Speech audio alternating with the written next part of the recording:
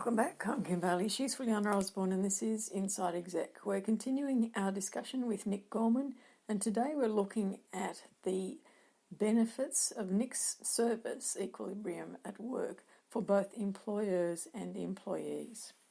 Nick, one of the things that you sent to us was about the benefits to the employers of the type of service that you offer. And for us, it might seem terribly obvious, but perhaps we need to go over that and just talk us through what you see from an employer point of view is the benefit of their employees being able to talk to someone independent. Yeah, so starting with the employee side of it and the way I look at it, and I always default back to that. What would I have got out of that?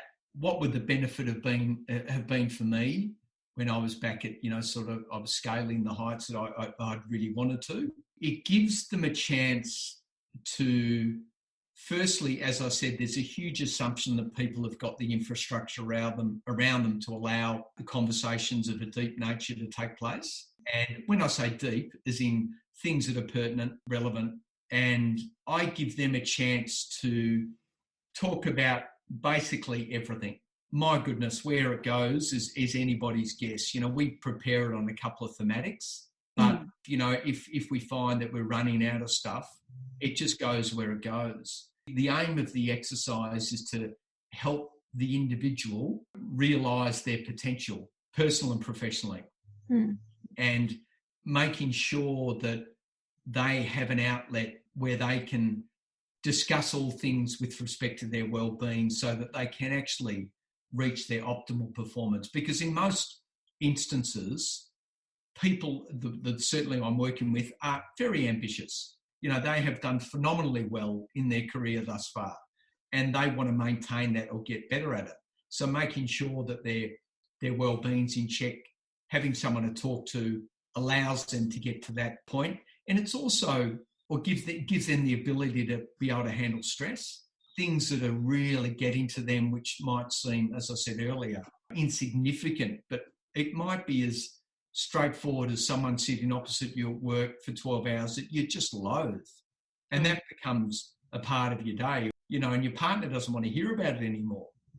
So by sharing that, and it's not simple because I've been there before, you're spending more time with that person than your family. And if that's not working and you're uncomfortable every time you come into the office or the deal with your boss or whatever, we work on different techniques, compartmentalising those issues and seeing them for what they are and trying to rid the employee or take off, some of that stress attached to that and make sure they see it for what it is. The other big thing, Kim, is helping them build better relationships at home and personally and in the workplace. What I mean by that is we assume that people are full of, high EQ, and the reality is a lot aren't. And they spend a lot of time and a lot of their managers' time on stuff that can be sorted out pretty easily. We unravel those things, it might be a move offshore or, this and that. They're thinking about different strategy or moving departments or little things that we talk about, and they get it off their chest. And it's amazing how often by the end of it, they go, I feel better. And so it sort of helps them then internally, with how they're not thinking about that issue when they're next dealing with that person, or they don't default to that conversation. They've already had it.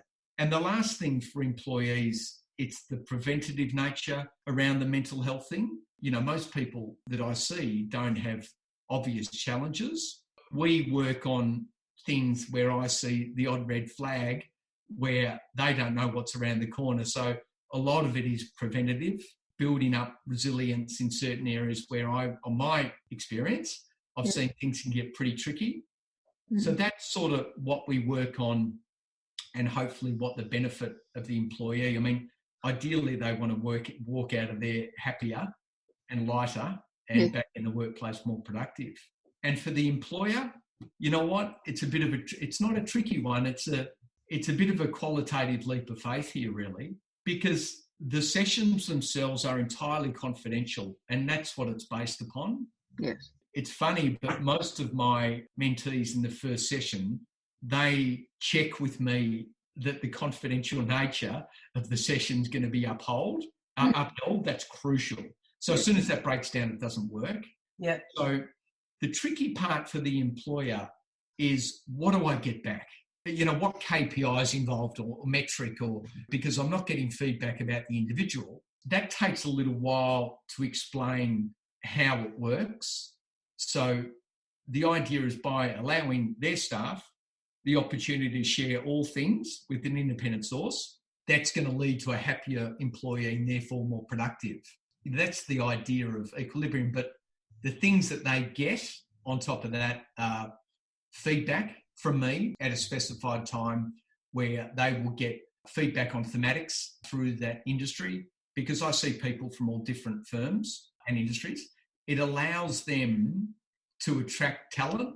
Yes. And it's funny, I only saw this the other day, but there's a business research group called The Conference that you might have heard of. They found in January this year, after interviewing over 700 global CEOs, their single biggest concern internally in 2020 was attracting and retaining top talent. Mm-hmm. That's their number one internal concern. There are many reasons for that, but they need to be innovative and progressive in their thinking. And a particular thing in financial markets is that there's been this attrition from that into, you might say, sexier industries, startups, private equity, IT. There's been a bit of a shift there. Mm. So they have to start getting innovative. And I look at it and I think, when I'm actually talking to in pitches, I'm saying to them, make this part of your offering. Because I've been in that interview process and trying to get the best talent to come to the firm I was working for. The good ones are interviewing with several firms. Yes. And they, at the end of the day, they look, well, where's the differentiation? Mm-hmm. Might be a differentiation we care about, particularly our young employees in this instance. We will offer you one-on-one sessions for the next 12 months with an ex-executive, blah, blah, blah. And particularly the young people I mention that to now, they say, I would have loved that when I was starting out, because that's the new now. That's how they're thinking. And I hope, it doesn't get to that, but, the idea is that a happier employee, less likely to leave. So addressing and ultimately lowering those attrition rates, they're going to reduce turnover costs, and specifically those costs that are associated with recruitment and subsequent investment, I suppose, to train new recruits. That's spot on, Nick, because really the cost of attracting the best employees and retaining them, there's a huge cost in that. Retention or attrition costs a lot of money. The other one is, it's all quantifiable because there you can measure it. The other thing is, it's employee satisfaction. I've been involved, like the two of you, in many surveys as a recipient, as a participant, etc. Employee surveys always tell us that the most important thing is that my employer value me and respect me and care about me as an employee. It's not just the money. You can pay them. Somebody else can pay them as well. So why would they choose you and stay with you is about the caring. And that's why if you offer them what Equilibrium offers, that would be something that will help them feel valued, cared about, and help them achieve their personal and career objectives. That's interesting. And it's funny, it's also adding on to that, Fuliana, is I'm a big believer in keeping things real. Yeah. And what I mean by that is the sessions that I have, when all the benefits that the employees get, that they tend to forget about, so what impact does a happier employee have on the culture of the business? I had a really hard time when I was working in corporate world about the authenticity of the environment I was in sometimes. Yeah. And I felt often that individuals, particularly younger people getting very well paid, for instance, it's impossible not to get ahead of yourself.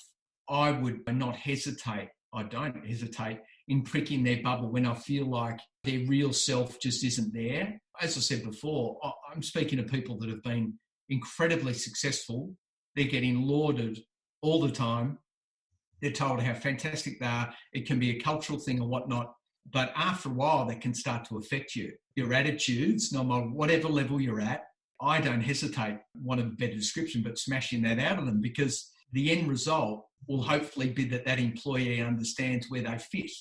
Yeah. And often they're in a bubble, and that's not the real world. And so I believe in being ambitious, just not getting ahead of yourself. And I try and think by doing that, then that just must permeate through their team when you start to, work on their real self. I've spent a lot of time on that, and I really enjoy that. And I think they appreciate the rawness of that, because maybe they haven't had that discussion before. Yeah. And I'm glad, and they seem, to your point, Fuliana, is that I think they get value out of that. Mm-hmm. And I think it's probably preventive too, Nick, because in the event that the bubble bursts, we have seen these people crash and burn and create havoc for a much wider ripple of effect than might otherwise have happened. Precisely. That's exactly right. And I think about, even in my own case, I'm such a different person than what I was back then when everything was going forward, because I thought I was pretty amazing. I don't know why I did, but you tend to. You start to believe it. But if you have someone have that discussion to you earlier, as you said, Kim, that prepares you. How often I've seen people get on that slippery slope because they just weren't being themselves, really. That's probably the interesting thing that comes out of it for me when hearing you say that, is that you thought you were wonderful then because people were telling you that, but you knew yourself that there was something missing. And now I would hazard a guess and say that you are far more comfortable with who you are and what you're doing now. And if it was a measure, you feel more successful personally than you did at the times where you were raking in the big dollars.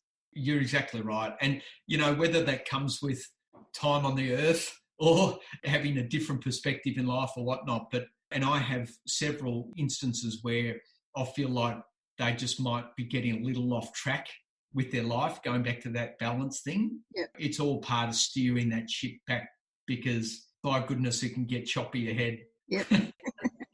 But it can, and you know that's not the end of the world. It's not going to be over the cliff and gone, that you just have to manage better. I don't think it's time on the earth. I think it's part of knowing who you are, and I don't think that the generations coming through, I can sound old now because I am, I don't think they get taught that. I don't think they are given the opportunity to know themselves. They get pushed from school to career to you can do anything, you're the best, and there's no opportunity for them to take some time out to say, well, who am I really? And what is it that I really want to do? What is it that I love doing? What is it that I'm passionate about? What is it that I hate doing? And let me focus my path on the things where I can give the most, that will in turn give me back the most. Yep, totally concur. Yep. I think one of the questions that I put down while we were talking, it probably goes back to about half an hour ago. But anyway, you are seeing people who are stressed, for want of a better phrase, and it's a phrase that I don't enjoy as much as I don't enjoy the word goals, but we won't go down that way. But you see a commonality of physical manifestation of that stress. Do you know, it's funny. So the people that I work with, the reason I see them is for a whole bunch of different reasons. And some of them might have that a big part of their life and dealing with stress and whatnot. And it's funny, I go back to what we're seeing now with COVID and this working from home and doing these Zoom conferences, etc. I find the challenging part for me with all that is I really rely in part in being in front of someone. And the reason I say that is because I like to look at someone in their eyes, see their body language, see how they're holding up, how they're holding themselves. Do they look knackered in the sense of seeing whether they're pale in the sense of they haven't been looking after themselves. There are certain signs or certain tells. You become quite intuitive, Kim, when you're doing it, for a while. You start to really notice, people, their physical state. You get a pretty good idea on how they're tracking. And it's funny, I do this thing at the start of every session, and it's pretty straightforward and basic, but it's more a point of reference. I get them to rank out of 10 how they're doing wellbeing, personal and work. And it's funny when they know it's coming, but when you actually ask someone, I still haven't had one that have just gone 7, 7, 7. They actually sit there and they go, you know what? I'm not feeling great. I'm a 3. Or I'm this. And then over a period of time, you start to see trends in that number. And even though it's just a basic little thing at the start, it just gives you a flavour of what sort of stress they're carrying. And they go, really? Was I like that last time? Well, maybe you're right. I'm not feeling.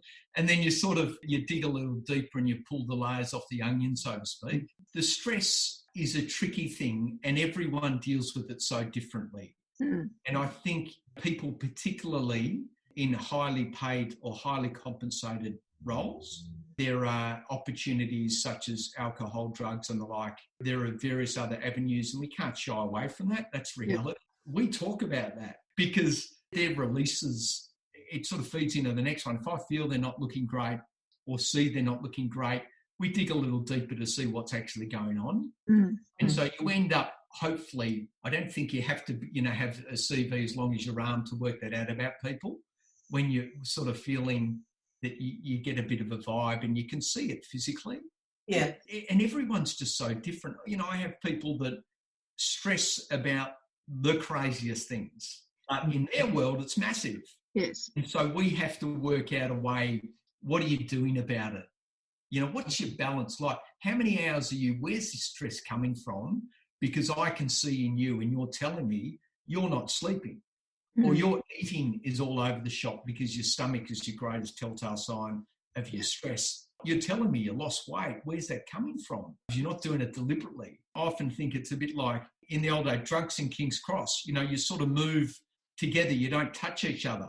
And you're sort of doing this dance where finally you end up getting somewhere, but you have to the discussion got to go. And eventually they end up saying, well, actually, this is going on and I'm not sleeping and I'm not eating and I'm having a few too many drinks. And then the conversation sort of evolves, if that makes sense. Yeah, it does. In all of that, Nick, it's as we have talked about, a fairly individual, personal service that you're offering.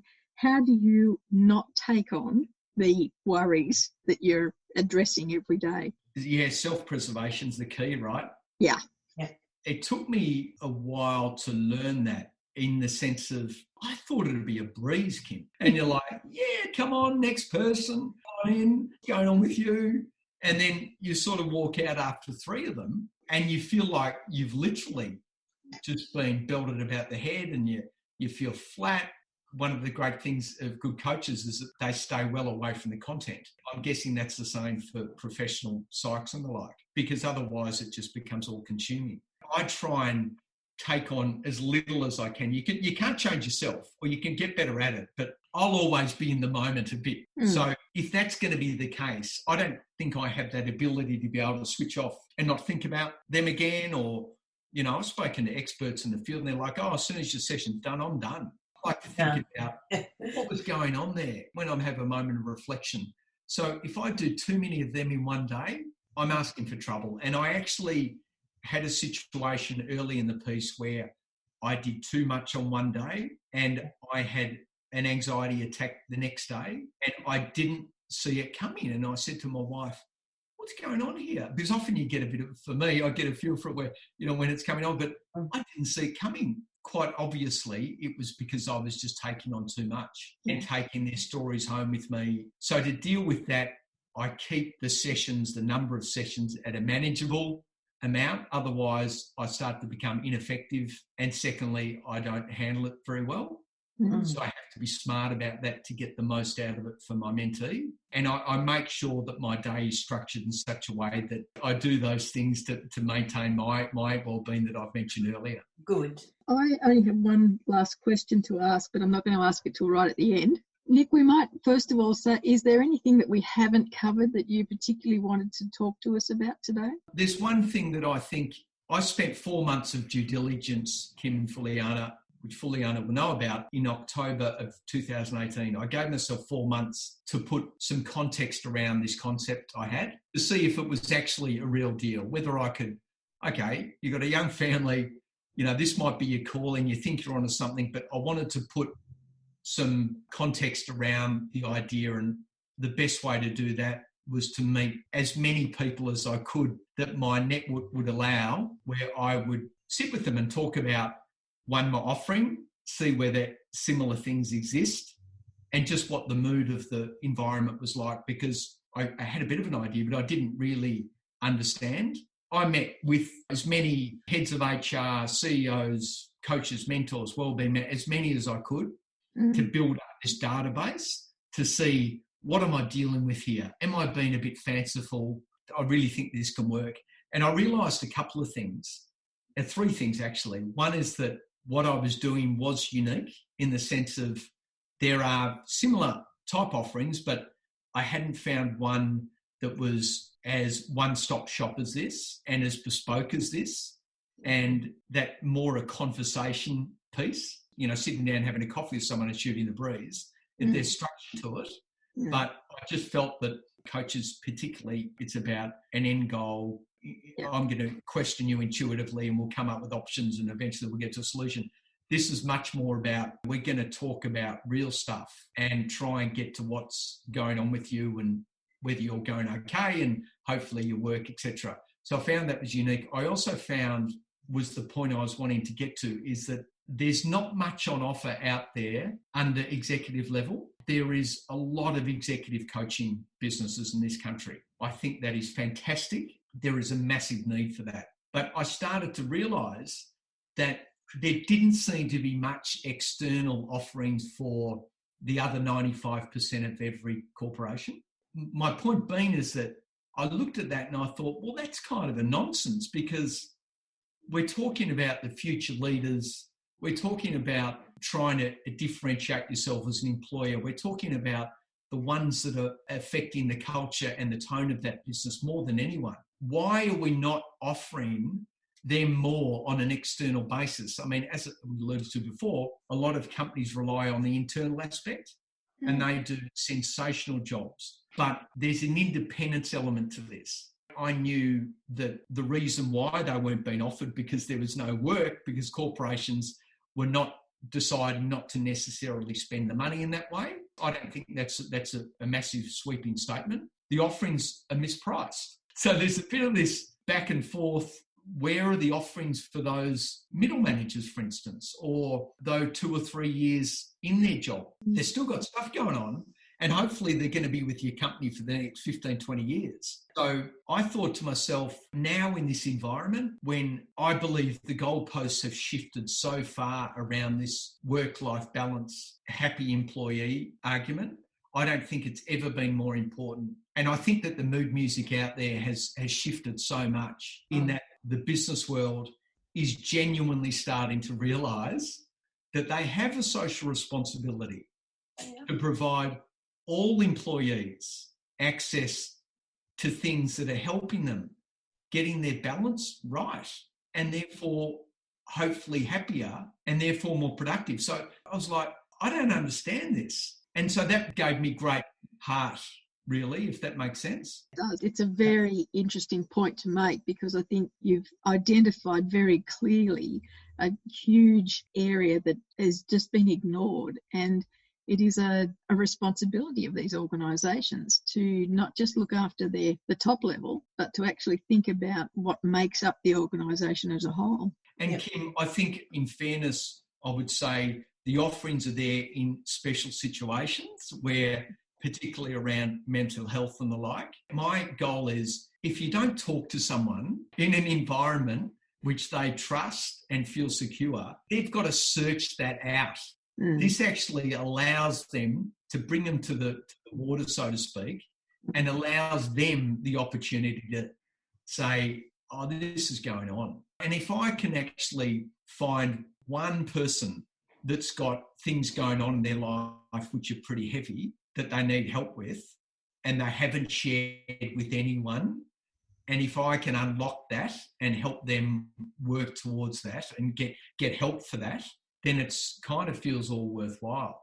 So many, my goodness, that aren't sharing what's truly happening. I'm not saying I work with executives, but I also work for people that have been 2 or 3 years out of the market, in the market. Yeah, it's the preventative that is really the key as well. It's not waiting till something is broken and fix it. It's avoiding it. Exactly. I need to add that in the instance where I find I have an agreement with the corporation that I deal with, so I either deal with individuals or corporations. With the corporates, if I feel that there is a genuine concern around their well-being, if I feel there are real red flags, that naturally is out of my remit. And we have an agreement that will then be transferred as the agreement between the mentee, myself, and the corporation. Otherwise, we don't progress any further in the first session. That if I get worried about their well-being, is that I refer them back to the necessary channels. We then work on other stuff in their life to complement that because, as I said, that's not my skill set. It's been really, really good, actually. We covered so much. Oh, that's nice to hear. Thank you. Nick, you get the last question. This is a question that we use on all of our guests. It's not hard, but it's just one that we'd like to compare answers for. Oh. If we were having this conversation in Yep. 12 months' time, what would you like to look back on and tell us had been truly successful? As I sort of indicated earlier, is that I've got a great vision for what I'm trying to offer.